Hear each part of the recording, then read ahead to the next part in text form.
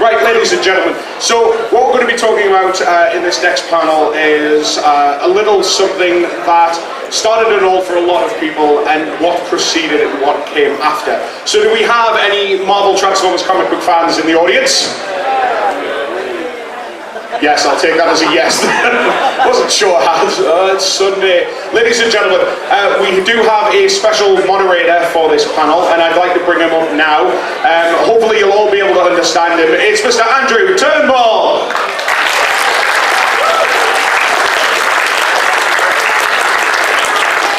And please welcome to the stage our panellists who will be talking about all of the wonderful goings on.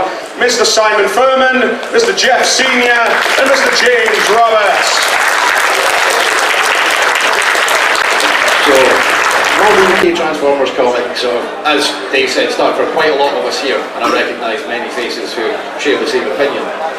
So, it launched in '84. Simon, were you already with Marvel UK at the time, when the book was put together? Initially, when Transformers UK launched, I wasn't around at that point, so they ran the initial American 4-issue series, and then shortly afterwards, once they realised that the American series was continuing, but they didn't have enough material for a fortnightly comic to keep publishing, they made the decision to start originating UK strip.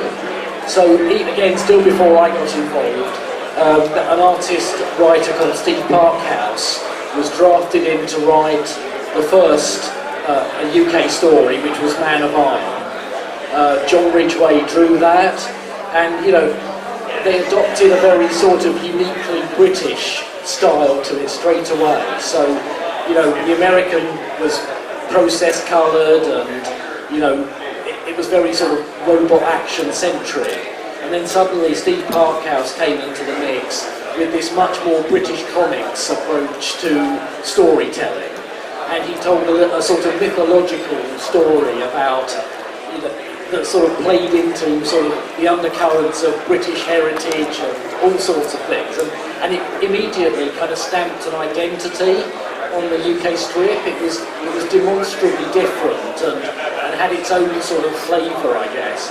So at that point, I don't think Steve could commit to doing more. So Sheila Cranner, who was the editor of Transformers UK, started looking for writers. And my editor on screen, Ian Rimmer, was working on Captain Britain Monthly at the time. And he knew I was looking for work and just put myself and Sheila in touch. And really it rolled from there. Sheila just gave me a stack of stuff, the comics, some character profiles, and said go away and write me a story for effectively 4 11-page issues. So I went away, pored over this stuff, thinking that it's no more than a one-off job really, and came up with The Enemy Within, which was my first Transformers story. And only after that did I also join staff. A vacancy came up for an assistant editor on Captain Britain with Ian, and Ian just asked me whether I'd like to come on staff as well and continue freelancing at the same time. So it all happened in a very short space of time, around the end of 1984, 85, beginning of 85, that suddenly I was not only writing the Transformers, which quickly became a regular thing as the comic took off, and Ian became the editor, and we got our own kind of identity going, even beyond Man of Iron. We sort of hit our own little, these are our stories, these are what we can tell. And then, it all rolled from there. Did it ever come to the point that you were sort of told you're doing the book, all the UK originated stuff? Because quite early on, you're doing a run of issues, then Mike Collins takes over, does a couple of issues, then you come back. I mean, I never think I was meant to be the regular writer on this. It was always understood that, in the nature of British comics, there would be rotating creative teams, just as much as there was never one artist. I fully expected just to sort of drop in and out, doing stories, and then, Crisis of Command came along, and I think that was James Hill, and, Mike, and so, I just expected it to be, I was going to be part of a rotating team on this, and thought no more of that. But it just so happened that I think in some ways, in convenience sakes, it was far easier for Ian just to sort of lean over and say, we need X story, can you get cracking on the next part, than bring in another writer, get story pitches in, and it just became a marriage of convenience that I was sitting there in the office. I understood the stuff, and I think it just became the path of least resistance that I continue writing there. So that was it. It was a kind of circumstance. If I'd just been a jobbing freelancer in and out of the office, I'm sure it would have been much more this writer, that writer, but it became a convenience thing. If you come in sort of a little bit later at the time, when you do a couple of issues on the regular comic, then sort of vanish doing sort of covers and you're on Zoids for a while, how was your pitch coming? Did they ask you to do Transformers work when you submit samples, or?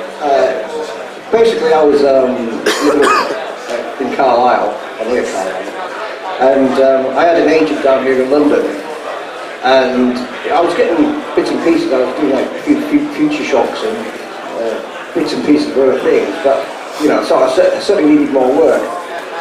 And my agent said, "Well, there is Marvel, but they don't deal with agents." So he said, "Well, you could just come down and go and see them." So I thought, nothing to lose, so I got the train down, and I met Ian Rimmer, and he looked at my stuff, and obviously thought there was a bit of potential there. And he said, "Have you heard of the Transformers?" And obviously I thought about kind of big electrical boxes and things. So I'm not really. But then he quickly showed me what it was all about, and he said, "Do you want to do a sample page?" And I said, "Yeah, sure." So I got the train back up to Carlisle, and I did a sample page, posted it down, because that's what we did in them days, and I was pleased to say he said, "Do you want to do some work on it?" I said, "Yeah, of course." So that's how I started. So, because at the time, it was that thing where being so far away really felt far away. But yeah, it was really good giving the break, and one name I always remember, which is good. So Simon, your job is kind of to weave in and out of the main story that Bob Budiansky was doing for the American book at the time. How much advance notice did you get of what he was doing? Was it a lot of rewrites, or? Often we didn't get much in the way of a look ahead at what the American comic was doing. As it went along, we built up a bit more time, and we started to see what was coming up a bit more. But initially, we were almost in the dark about where they were going and what they were doing, which is why the original British stories were so compartmentalised, and they were often characters that had moved out of the American strip a little bit. As soon as the Dinobots effectively wandered out of the American strip, we felt we could use them a bit more. So we always had to just sort of hit and hope slightly with these, and tell stories that were self-contained, and at the end, all the main toys were back where they started in the box. So, we couldn't kill characters off, because it was quite possible they were going to reappear in the American comic, and that would have been a problem. So, I think we just had to sort of guess as much as we could. We had a certain amount of forward notice, but not that much. So, until Target 2006, we were very limited in the characters we could use and the stories we could tell. They just had to be little bubble stories within the main American storyline. So Target 2006 is obviously the big launch pad for a couple of years worth of storylines for a licensed kids comic, which is ridiculously ambitious if you're to look at the Transformers comics, for example, on the shelves in the UK now. Did you sort of ask Bob about the movie characters? Are you interested in them, or was it just you chanced your arm because it didn't jive with 20 years in the future from the Marvel US run? Yeah, we did ask about the movie character. Once we knew the movie was coming, and we'd seen a script, and we finally got the animation models, which made drawing Transformers that much easier. Because up till then, the artists only had toy and pack reference, so that's why, again, the UK strips looked very different. The artists weren't using the animated cartoon turnaround model sheets. So, again, everything changed with the movie. And we checked with the Marvel America, no, they weren't going near the movie. They had enough characters to introduce, so we just had a license really. Suddenly we had a cast that the Americans weren't going to touch, and a future setting that we could use with impunity. We could do stories that mattered and counted, and things, dramatic stuff happened in, because we knew the Americans weren't going to contradict it. So actually, yeah, the movie changed everything for us and gave us a great deal more creative freedom. And so, back to you, Jeff. At this point, you've sort of done an annual story, you've done some other Marvel UK stuff, because you did quite a few issues of Zoids with Grant Morrison, which is a bizarre thing to think about if you know your comics. But so Target 2006 is where you're sort of back regularly, sort of stamp your authority as probably one of the, and certainly for a lot in the room, the definitive Transformers artist when we think about it. The Ultra Magnus Galvatron fight is probably the one that we all remember, waiting 6 or so 7 days for the issue, and that ending was just, how much fun was that to do, that just an 11-page robot fight? So, well, it was a lot of fun. It's just something exciting about just drawn action. I remember at Marvel, one of the editors, Richard Starking, said I had problems just doing talking heads because I was probably bored. If there's nothing really happening, I'd get bored quickly. And he always said you should always find something exciting about even talking heads. And he was right. You've got to just turn your way of thinking around and try and make everything you do as exciting as you can, even if it is just talking heads. Add some atmosphere or put shadows in, etc. And it becomes a challenge, and once it becomes a challenge, then it becomes interesting.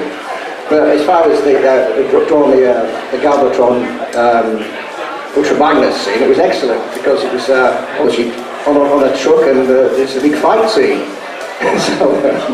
So I really enjoyed that. It was good, and when you draw, you do see this animation in your head, in your mind, and it's just about trying to capture that and draw it out. And obviously, because the character designs were based on the animation and not the real toys, it made life easier, because, as you know, when you look at the toys, the proportions are just insane, and you just could not really enjoy drawing them. So with the animation style designs, which were more in human proportion, it just made everything more relative, and you could relate to it. So obviously, most of the time you draw a figure, then you put the box over him or her, and that's kind of what it felt like. But yeah, as far as drawing, it's all stuff I've done in the past I cannot remember doing. And people come and show me something I did years ago. I can't remember doing that. And it's a strange thing to look at something you did and not remember it at all. And it's a weird thing. But obviously, with that, I always remember that. That's one thing that did stick in my mind. I enjoy doing, and I think that's why it kind of rises to the top as far as staying in the memory. So, but yeah, I really enjoyed it. Quite strategic as well, not always, but sometimes we look to give certain episodes to certain artists, and I think we reserved that issue for Jeff just because we knew it would suit his, the whole thing is in motion, that episode from start to finish, and we kind of wanted that. We just wanted somebody who had that kinetic style, and I think it would have been quite different, not worse or better, but it would be quite different if another artist had drawn that issue. There was some targeted thinking in this. And so, sorry, I just add a little bit on there. Now, the thing is, you're holding up characters you either like drawing or not like drawing.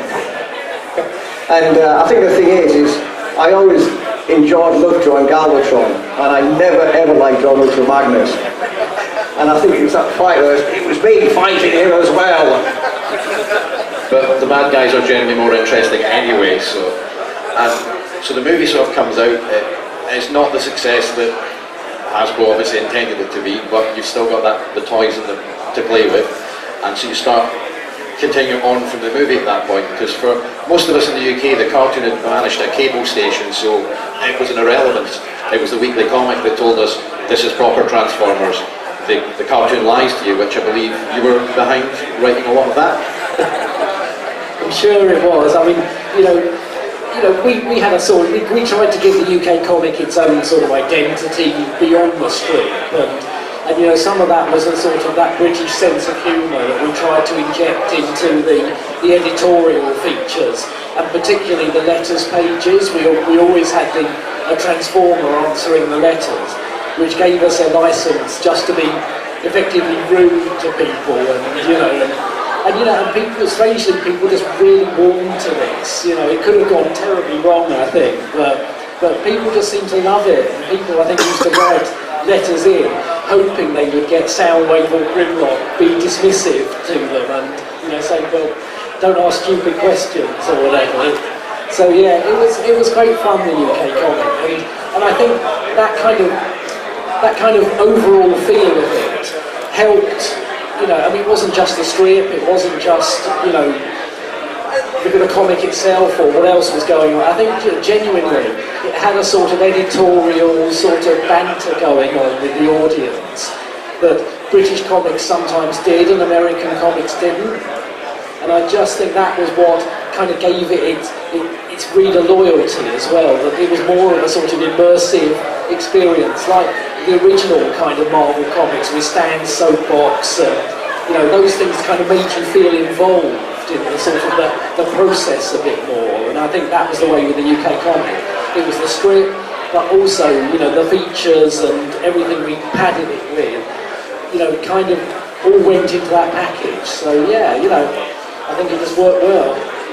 So you talk about the loyalty of the readers there, which is the comic at that point was going toe to toe.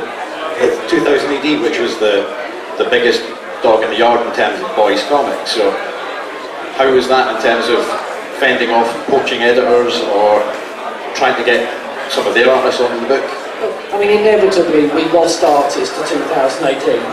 Not every artist set out in their career wanting to draw Transformers. We had artists like Will Simpson, who clearly, while he drew great Transformers strips, was itching to do Judge Dredd or one of the others, and Barry Kitson again, he wanted to be doing, lots of artists just wanted to be doing humans rather than Transformers. So there was a natural amount of leakage of artists going over. Jeff Anderson went to 2008, Will Simpson, but the great thing was, all that meant was we brought in another clutch of another wave of artists. So those guys moved on, and we started bringing in people like Dan Reed and this sort of next generation of UK artists. So what it did, it just kept the thing a little fresh as well. The style, the UK style was kind of all over the place artistically. But again, that kind of added to its appeal in some ways. It didn't just look, each episode looked somehow unique because it was a different art style, it was a different story, and so yeah, I think it worked well, and we had a friendly rivalry with 2018. We knew all the guys over there. We used to play them at softball, in a kind of semi sort of jokey but serious way. And it was good. It was the British comics industry. It's a very small business, and so everybody knew each other, and generally everybody rubbed along well. So yeah, I don't think anybody was resentful, and we were doing so well sales-wise. I'm sure there were times when Transformers was outpacing 2000 AD in terms of sales.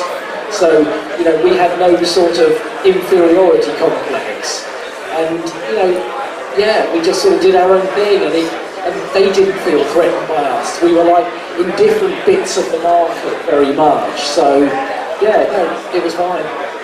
So you get after the movie, and say you start with Death's Head, which at this point is where you come in terms of being part of Transformers.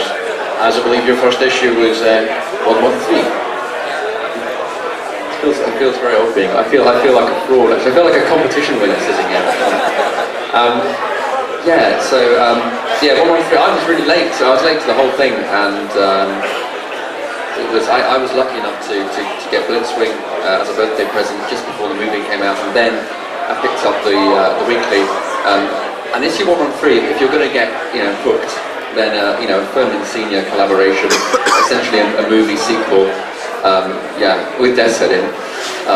There's no way not to end up here, frankly.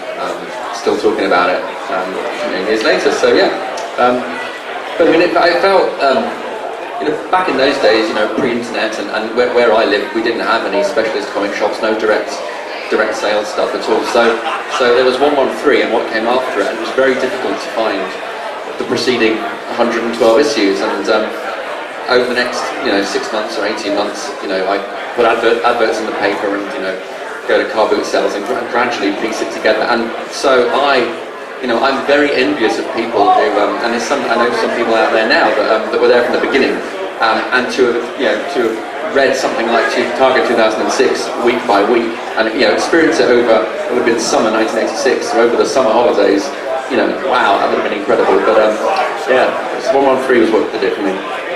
Which introduced Death's Head, which is a character that just keeps coming back time and time again. So how quickly in the proceedings did you say, oh wait, we're not giving this to Hasbro, we're going to do that one page or so belongs to Marvel and I can play with them as much as I want? Yeah, really early on. I mean, I think Jeff should talk a bit about this as well. But, the thing with Death's Head is he was only ever meant to be a completely throwaway character. The whole thing, the whole storyline that starts in 113, it's basically a spaghetti western in space.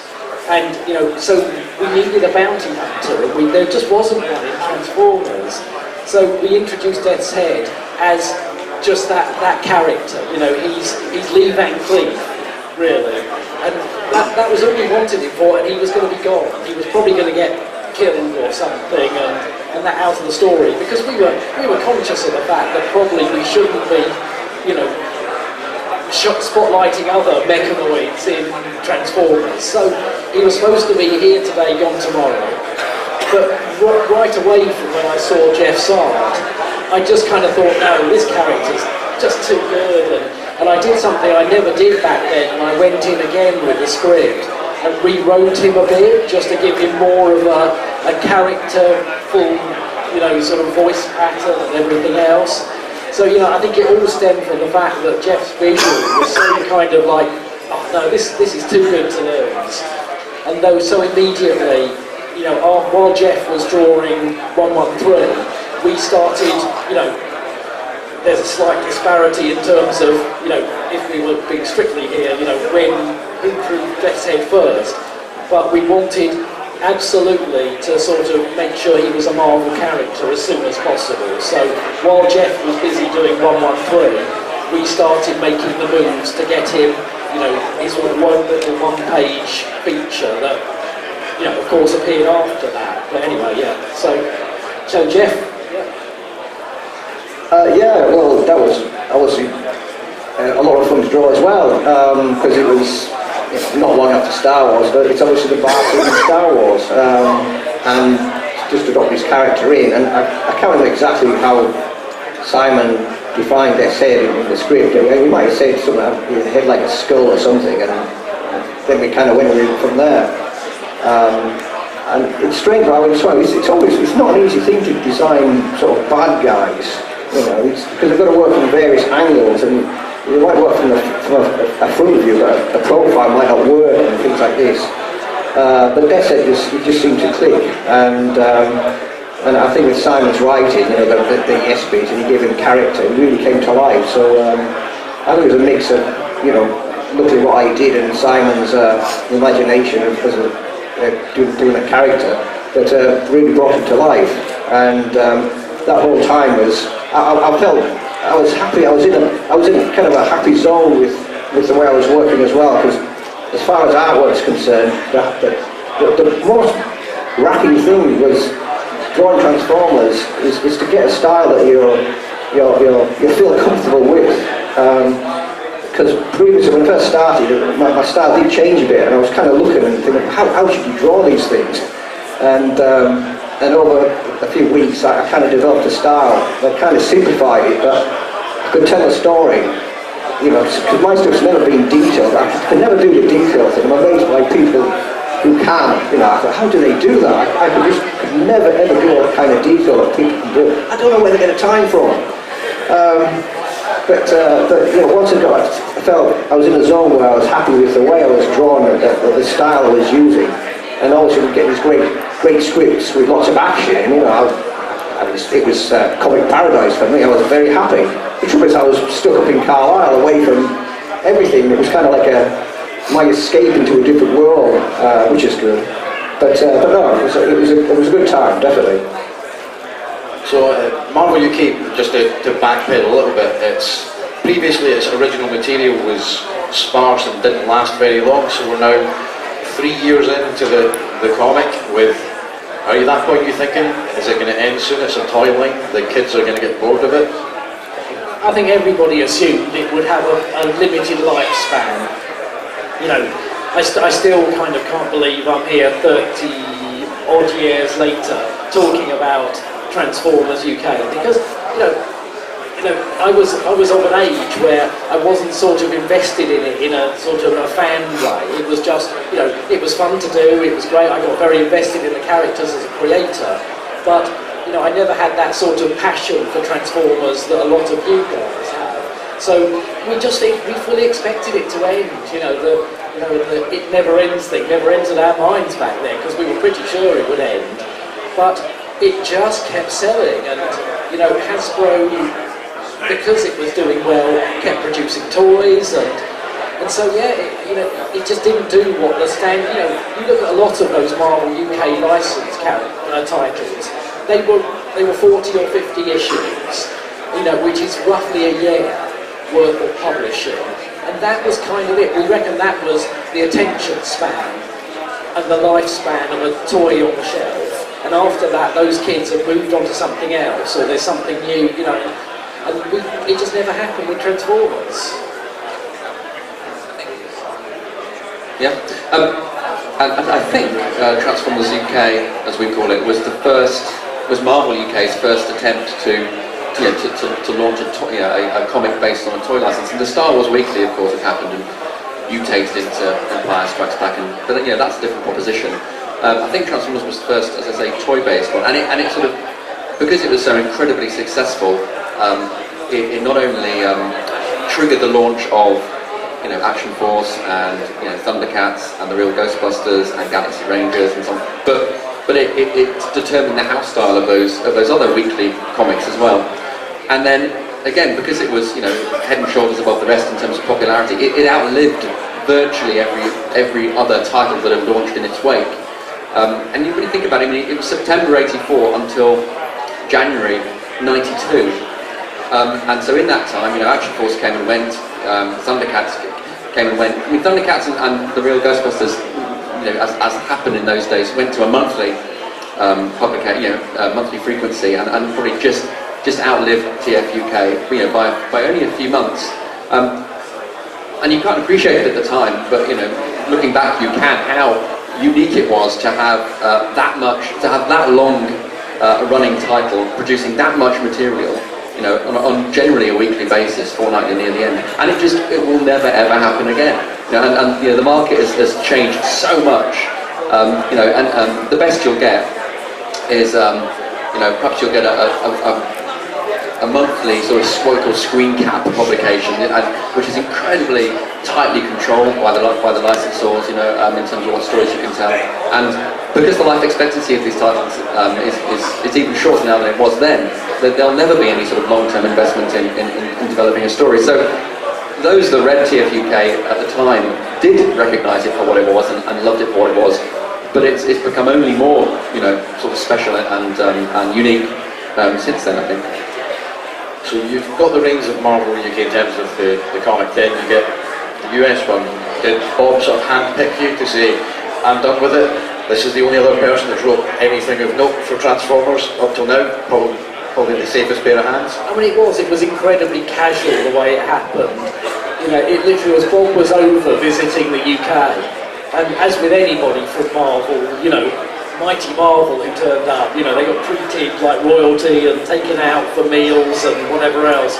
And you know, we had Jim Shooter come over, Tom DeFalco came over, and finally, you know, Bob, I'd been out to America in the meantime to meet Bob, and so, you know, we knew each other. He came over, and there was a kind of, you know, let's go out and have lunch, Simon. Okay. So we're sitting in a restaurant, and he goes, I'm kind of done with Transformers, and I'm like, oh, that's very sad, and you know, but then, you know, 50 issues, I'm not sure I blame you here. And you know, you could kind of tell with Bob's storytelling that his mind had moved elsewhere, and you know, they weren't as good as his earlier ones, like the Smelting Pool and stuff like that. So I think you could tell that Bob was just sort of slightly jaded, and you know, I always feel sorry for Bob because he was saddled with the task of getting 20 new characters in every other issue, and it kind of stifled storytelling a little bit. You know, he was just chucking characters at the story, and it must have been a bit soul destroying in the end. So, you know, I think he, you know, in a very sort of, you know, just casual way, he said, well, I'm going, you know, and I'm just going to hand it over to you. And I said, oh, okay, that's great. You know, it was my door opener at Marvel US. I felt like doing a little jig around the restaurant. But, you know, it was all this, yeah, you take it on. You know, I figure you'll only have 4, 5, 6 issues, so you're just caretaking it to the end. You know, I would have killed for 1 issue, so, you know, I was still really, really happy to take it on. And, you know, I kind of said to Bob, well, does the editor have a say in this? And he's like, oh, Don will do what I say. And so, you know, it literally happened over a lunch. And, you know, after talking to Don and making sure it really was all sort of bona fide, you know, I started work on my first one for America. And, you know, of course we got 25 odd issues out of it. So, you know, I think Bob was being maybe overly pessimistic, or we kept people interested, I don't know. But again, you know, I think everybody kept underestimating Transformers and the fans, and you know, even when Transformers US was cancelled, as I love to tell people in this modern world, it was selling 70,000 copies monthly, which would make it a diamond top 10 book these days. But anything under 100,000 with Marvel, oh, those were the days, was in danger of cancellation. So, you know, in a way they let Transformers run, you know, beyond that a little bit. But yeah, so it was immensely casual, but you know, for me it meant everything, because it opened the door into Marvel US, and really, you know, at that point I knew I could leave staff at Marvel UK with some confidence and be a freelancer. So very quickly, the first thing you do after getting the gig at Marvel US is start bringing your mates on board. How much say did the editor get for that one? Yeah, I mean, it wasn't just a cut and dry thing. You know, I mean, Jose Delbo was the artist who was sort of the regular artist when I came on the book.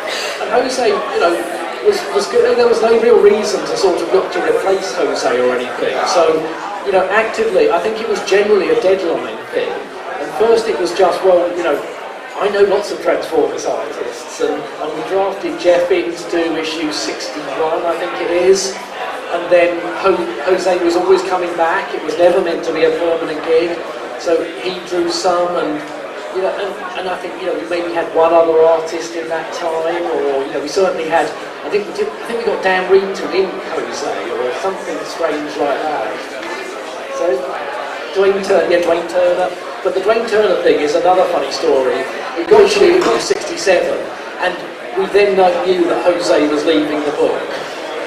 Don Daly wanted Dwayne Turner as the artist to take over. I wanted to bring Andrew Wildman on board. Andrew Wildman did samples, which Don either didn't like or he preferred Dwayne Turner's samples, which I never saw. So anyway, Dwayne Turner was drafted in to do issue 68. It was generally a nightmare, you know, actually just getting the pages out of him. He was a great artist, but I don't think his heart was in Transformers. And so, you know, so very quickly I just said, right, you know, and very rarely I stamped my foot with Marvel US, but I said, look, I can't work like this. We have to get Andrew in to do 69. And of course, that was brilliant. You know, we have finally had a kind of stable creative team, and we were all together on one side of the pond. So it it just worked really well. It wasn't that it was strategic, it was just literally in response to needing an artist. And you know, the same way Bob had picked me, you know, I was going to artists who I knew had a track record.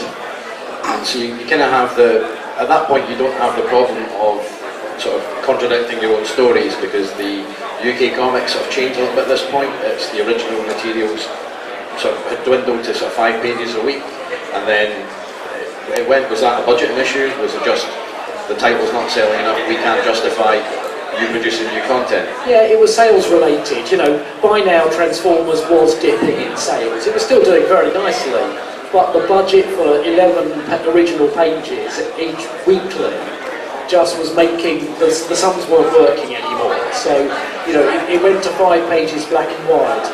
And it was a shame in a way, because it was the time when I could have started integrating the stories. You know, if we'd stayed with 11 pages in colour, it would have been feasible to sort of have, you know, I mean, it still had to be careful, because the American comic would not have seen the British stories, so it would have to have been still reasonably standalone and self-supportive. But I could have laced a few more things. I even tried with the little Deathbringer reference that crops up in a US issue. But generally, no, it was a shame, because it could have worked. It could have been that suddenly we can unite the storytelling. And in fact, if anything, the UK 5 pages just had to go their own little merry way in a very different way. You know, the Earth 4 stories are pretty impossible to reconcile with the overall sort of US-UK output. So, you know, and at the time we weren't even really trying at that point. We didn't know we were talking about it. Sorry, the inner fan in me just got really angry there. What? I've got a list of points here. So 75 for the US one was sort of effectively felt like it was meant to be the end run. Now, so Jeff comes back to do that, but in the meantime, the two of you have been working on one of the prettiest looking Death's Head comics that will ever see the light of day, which is Death's Head Body in Question. So was that always meant to be a graphic novel at that point? Or? Yeah, because Death's Head had been cancelled. You know, the monthly Dragon's Claws and Death's Head comics suffered from the fact that we were still pre-direct market. There weren't many comic shops. There certainly wasn't Diamond distributors. You know, it was still newsstand in America, and newsstand in the UK was hopeless for American format comics, because there was no designated racking for American format comics. They would just get lost down the back of you know, the UK format comics. And so really it was very tough to get sales for Dragon's Claws and Death's Head. And so both of them only lasted 10 issues, sadly. But, you know, we always wanted to do more Death's Head, and I think at the time Marvel, parent company Marvel US, had started doing that sort of album-sized graphic novel with like the Death of Captain Marvel and the ones that followed that. And so, you know, we had that kind of format and model, and we just took it on for another bit of Death's Head, which suited me, and, you know, we got Jeff back for that, and, you know, it was lovely, because Jeff got to do sort of fully painted art. I mean, the difference in them days is it's just a work thing. Because as they were talking, I was like, oh yeah, I vaguely remember that one. And I thought, yeah, I used to use an airbrush. And he said this, you know, you used to have to draw, and you'd mask an area off, and you get the airbrush and spray, and sometimes it would block up, and oh no, it's always a risk. Is it going to splatter everywhere, or is it going to work this time? And it was enjoyable to hand colour and hand draw.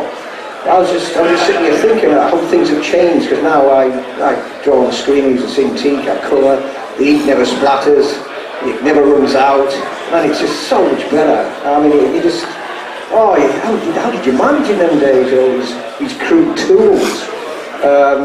But you know, as far as I really enjoyed working on it, and airbrushing and all that, but I certainly couldn't go back to working that way. But actually, just going back to the design of Death's Head, because obviously now I'm sitting and drawing at the pictures here, and it's strange because I'm trying to kind of remember how you draw with a pen and some ink, you know, as opposed to drawing on the screen. And I was looking at it, I was drawing Death's Head, and I thought, why has he got a loincloth? I mean, what's that all about? You know, what were we thinking in them days? I don't know. I think Conan was the big thing in them days. Oh, give him a loincloth. He was a robot. Anyway, I don't know. So the book is sadly cancelled at this point, and James is at this point. How did you cope? Oh, well, it was a bit painful and protracted, really, because what's interesting, I think, is that you know, the UK comics readers grew up with it generally, and it survived a lot longer than its rivals because as Simon was saying, there was a loyalty towards it, and so what you had, I think, uniquely once you got past issue 300, is you had a readership that were old enough and savvy enough to know how this operation worked. So they knew, the majority knew by that point, you were reprinting American strips, and that you were dependent on that, and the UK strips, the 5-page black and white stories had stopped, so it was just a reprint title, albeit stuff that was new to the UK. And then, the readership would find out that the US title had been cancelled, and people were writing in and saying, the US title's been cancelled, is that the end of the UK comic? And it was even, you had this disparity really, because it was still a character-based letters page, but they were answering in the context of the question was quite mature. And so Blaster would say, oh no, we're still good, we've got enough material to last another so many months and things. But if you did the maths, you could work out when the title was going to finish. And it was amazing actually, because again, bucking the trend, it wasn't a slow decline in storytelling quality. With Simon and Jeff and Andy taking over the reins in the US, it was going out on a high. You had the whole Unicron War thing. It was really huge widescreen storytelling into 310, 320 and so on. But you did the maths and you could work out that 332 would be the last one. And I remember phoning Public UK to try and, and stalking them, but saying, what are your plans beyond that? And they said, oh no, we're going to keep it going. It's going to go to a monthly frequency. So there'll be 36 pages from issue 333. It'll be like 95 pence. And if those of you are familiar with the Collected Comics format, that would have been Collected Comics 19. That would have been the new way of doing it. And there'll be some mainly reprint, but there'll be some all new originated material in there. So that conversation was great, that false hope. Thankfully, they announced that in issue 330, so a month before cancellation, as it turned out. They said, oh, here's the good news, 333, ongoing. And then it was only in the very last issue, 332, in what was clearly sort of a hastily rewritten editorial, they said, oh, actually, change of plan. And interestingly, it said, reasons beyond our control. And it did read as if this was as much news to the small TF UK editorial team as it was to the readers as well. So it did cut out with 332. The reprints, the collected comics, carried on for nearly 2 years after that, and the last ever sort of TF UK publication was at Christmas, more or less Christmas '94. And so the fan in me and others don't deny you've done it as well. You've looked at when Generation 2 came out, which was around about the same time, and you thought, if it could have, 10, 12, 14 monthly issues would have bridged the gap, you'd have got into G2 territory, and you'd have had enough material there for another couple of years worth of issues. So, that's the future that never was. Yes, as editorial director of Marvel, Paul Neary wanted to focus on the new universe, which, Jeff, you're actually the lead artist on what was presented as the main title. Which was Hell's Angel, which became Dark Angel. So. Oh yeah, I was just doing pencils on that, wasn't I? Who was inking it again? I can't remember. I remember that's when I came down and met Paul Neary and got on well with Liam Sharp. Good time. But basically I was doing pencils. I mean, I was okay, but. I wasn't as happy anymore at that time. I don't think. I don't know. I enjoyed the Transformers more. I think there's a certain style thing that Paul Neary was bringing in. The Brian Hitch was involved then, and he obviously really liked Brian's work and etc. And the Alan Davis look and things like that. And when Paul Neary once said my artwork looked lazy. So okay. really. I mean, and also at that time there was another Death's Head series in the work with me and Jeff. You know, we got at least an issue and a half into a new classic Death's Head series that sadly we have no trace of anymore. You know, but there are.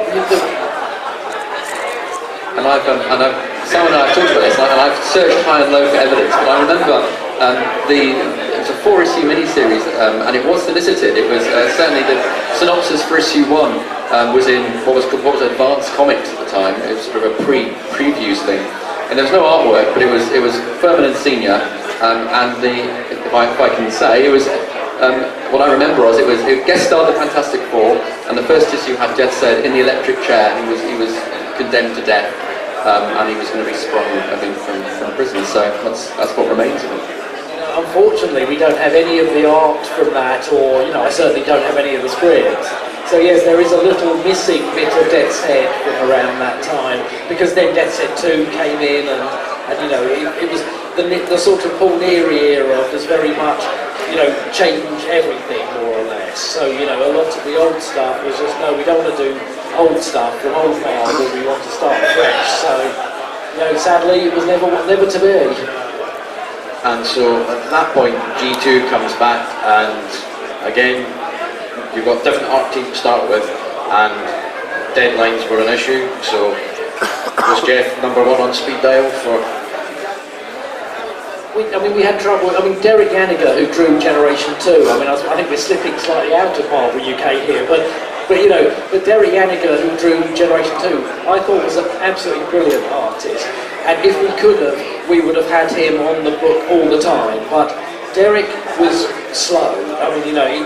His art took time, and the first issue was giant-sized, and very quickly with Generation 2 we ran into deadline hell, and so we had that strange kind of mix of Derek doing the sort of smaller backup strips and Manny Galen doing the lead strip, and his style was very different. And so again, when I could, I just wanted to sort of reintroduce Jeff into the mix, and he did a small but kind of significant part of Generation 2, which he probably doesn't remember either. Hello? There we are. Yeah, I was getting worried there. I thought, I'll ask you a question here, and I'm completely blank. And I did. But I vaguely remember doing that. But I think Simon probably knows more about it than I do. So at that point, Jeff, you sort of start to drift out of comics at this point as well. Yeah, when was that? Was I still in Carlisle? 94, so mid-90s.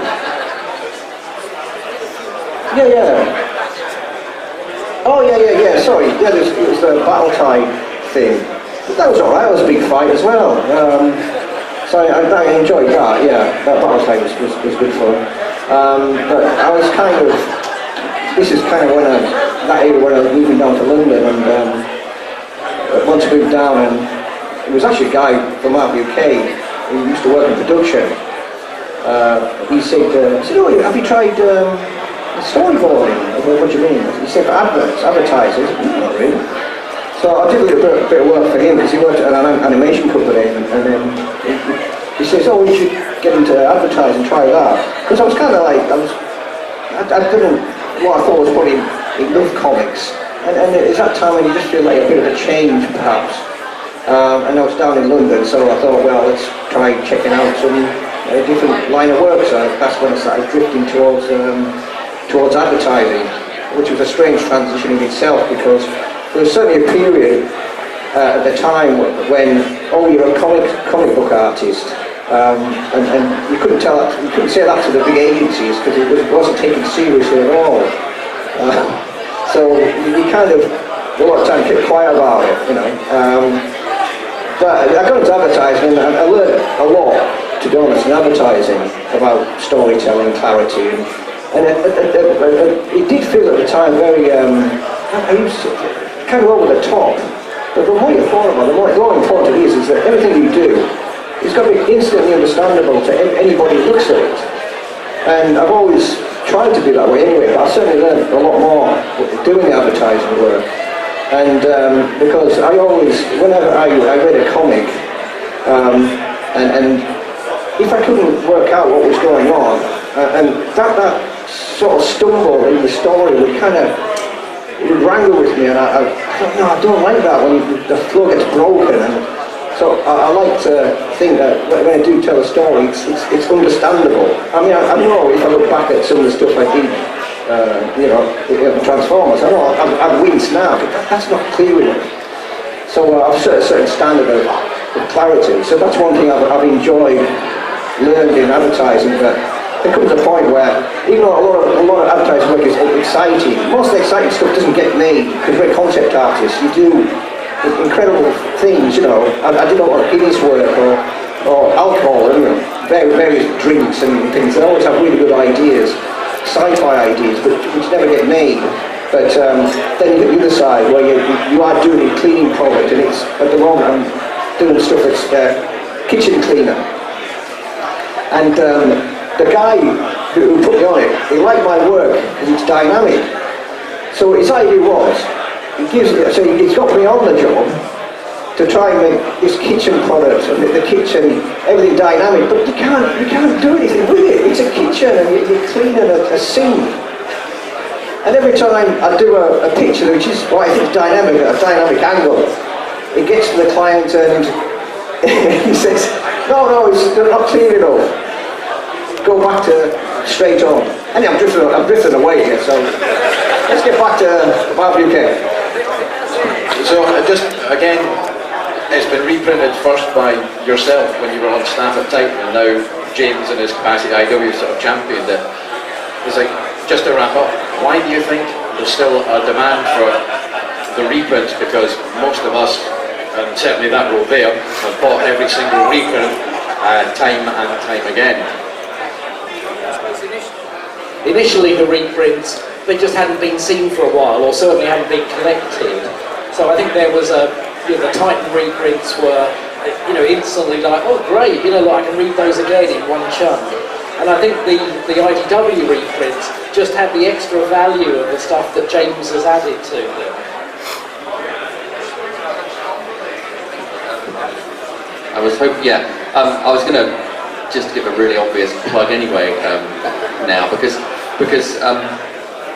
so far there are 5 volumes. IDW have reprinted or are reprinting every single UK story in order, as close as can be. From the we haven't talked about the annuals. There was 7 of those. So from the weekly comic itself and the annuals, every strip, every text story, every profile, every poster, even letters pages and feature pages. So 5 volumes so far. Volume 6 is out in January. Andy Wildman provides new covers. Simon is exceptionally generous with his time and answers all sorts of incredibly Spanish questions. And Jeff's been interviewed as well. And all the creators that we can find have talked and are talking about these stories. So volume 6 out in January, 2 more to go.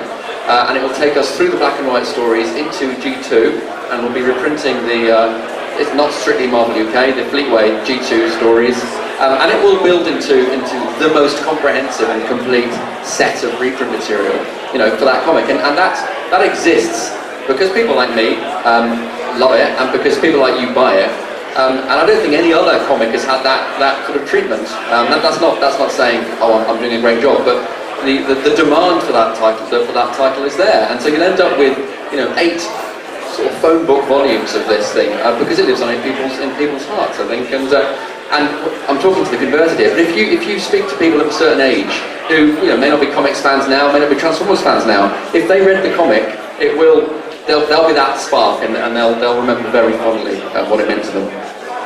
So I'd just like to ask you all to give a round of applause to our fine guest, Simon.